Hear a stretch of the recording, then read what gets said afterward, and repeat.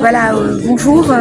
Donc au cours de cette journée qui est dédiée donc à l'addiction, donc mon intervenant s'est porté sur l'addiction aux réseaux sociaux.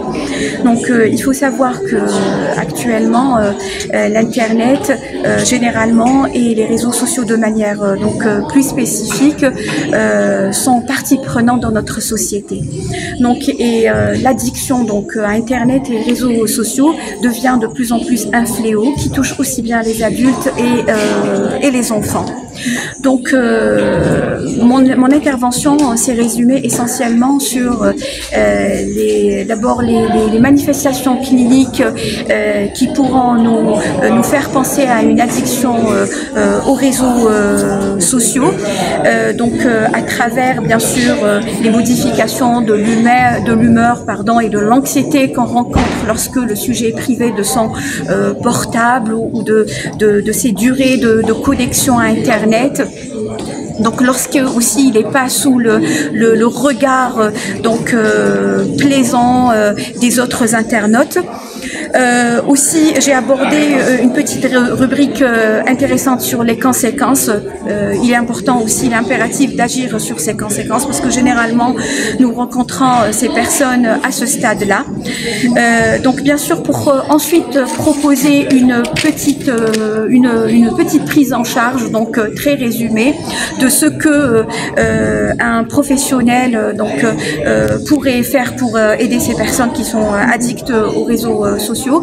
Et bien sûr, j'ai trouvé utile et intéressant d'ouvrir une parenthèse sur nos adolescents qui sont de plus en plus aussi victimes de ces réseaux. Et chez les adolescents, j'ai cherché surtout à mettre en exergue les signaux, les multiples signaux qui pourraient interpeller les parents. Donc justement pour voir si leur enfant ou leur adolescent souffre réellement de ce type d'addiction. Allez chercher dans la littérature, vous allez trouver que les études s'empêchent de parler d'addiction. Pour eux, il s'agit beaucoup plus de savoir comment maîtriser l'outil, l'outil informatique.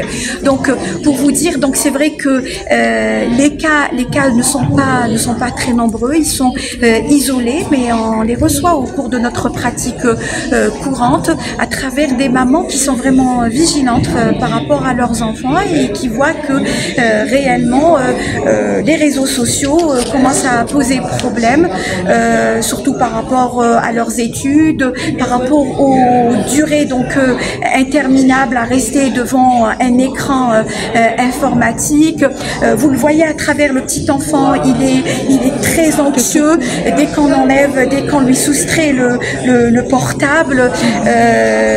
Si jamais nous limitons aussi l'accès à Internet, vous allez voir transparaître chez lui de fortes manifestations anxieuses, comme je l'ai montré à travers ma présentation aussi. La fatigue, ça peut engendrer les troubles du sommeil, à veiller trop tard le soir, etc. Voilà.